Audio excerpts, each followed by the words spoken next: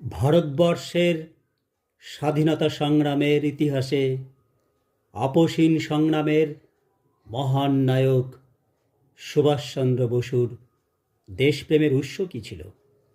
এর উত্তর তার অসমাপ্ত আত্মজীবনী ভারত পথিক গ্রন্থে তিনি নিজেই লিখেছেন।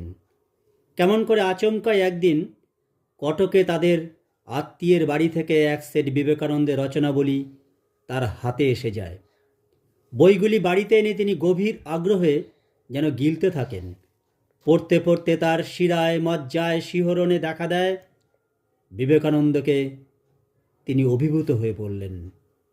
মানব সেবার মধ্য দিয়ে কেমন করে ঈশ্বর সেবা ও আত্মোন্নতির পথে এগোনো যায় তা তিনি প্রথম জানলেন। সেখান থেকে এই ক্রমেই তিনি বুঝলেন মানব সেবার অপর অর্থই হল দেশ সেবা। দেশ সেবার ব্রত তাকে ক্রমে নিয়ে যায় রাজনীতির বৃহত্তর ক্ষেত্রে, যেখানে তার প্রতিটি পদক্ষেপে দেশপ্রেমের সুর ধ্বনিত হয়, যার একমাত্র লক্ষ্য ছিল দেশের মুক্তি সাধন। দেশকে ভালোবাসা, দেশের জন্য স্বার্থত্যাগ, এটাই ছিল তার রাজনীতির নিয়ামক। বিবেকানন্দকে পড়ে তিনি পেয়েছিলেন মানব সেবা থেকে দেশ সেবার মন্ত্র। তার রাজনীতির গুরু চিত্তরঞ্জন দাসের কাছ থেকে তিনি পেয়েছিলেন দেশের জন্য সর্বস্ব ত্যাগের আদর্শ, এবং কবিগুরু রবীন্দ্রনাথের কাছ থেকে তিনি পেয়েছিলেন বিশ্ব মানবতাবোধ, যার ফলে তিনি গড়ে তুলেছিলেন মহাজাতি সদন। রবীন্দ্রনাথের ভারত তীর্থ ছিল তার ধ্যানের ধন, যার ডাক তিনি শুনেছিলেন মার অভিষেকে এসো এসো তারা, মঙ্গল ঘট হয় নিজে ভরা, সবার পরশে পবিত্র করা, তীর্থ নীরে এই ভারতের মহামানবের সাগর তীরে। আইসিএস পরীক্ষার পর তিনি চাকরি পেলেন। তখন কেমব্রিজ থেকে মেজদা শরৎচন্দ্র বসুকে চিঠি লিখে তিনি জানালেন, আমার দুই প্রভু, এক ইংরেজ সরকার ও দুই দেশমাতৃকা। আমার পক্ষে একসঙ্গে দুই প্রভুর সেবা করা কখনোই সম্ভব নয়, তাই আমি দ্বিতীয় প্রভুকেই বেছে নিলাম। আইসিএস থেকে পদত্যাগ করলেন। রাজনীতির গুরু দেশবন্ধুকে চিঠি লিখে তিনি জানালেন, দেশ সেবার জন্য আমি প্রস্তুত, আপনি আমাকে নির্দেশ দিন।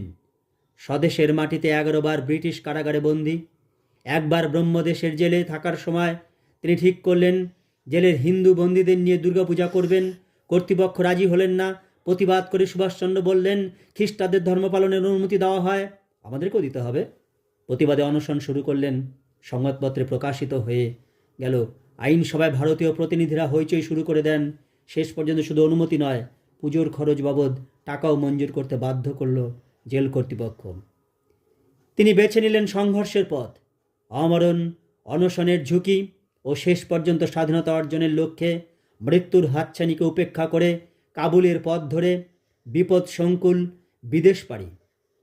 90 দিনের অসমসাহসিক সাবমেরিন যাত্রা, দক্ষিণ পূর্ব এশিয়ার মাটিতে বহুবিধ প্রতিকূলতার বিরুদ্ধে লড়াই করে আজাদ হিন্দ ফৌজ গড়ে তোলা ও দিল্লির পথে সুকঠিন মুক্তি অভিযান নেতৃত্বদান, এসবই ছিল মহাবিপ্লবী অধিনায়ক নেতাজি সুভাষচন্দ্রের এক অনন্য জীবন ও সংগ্রামের কাহিনী, যার মূল প্রেরণা ছিল দেশপ্রেম।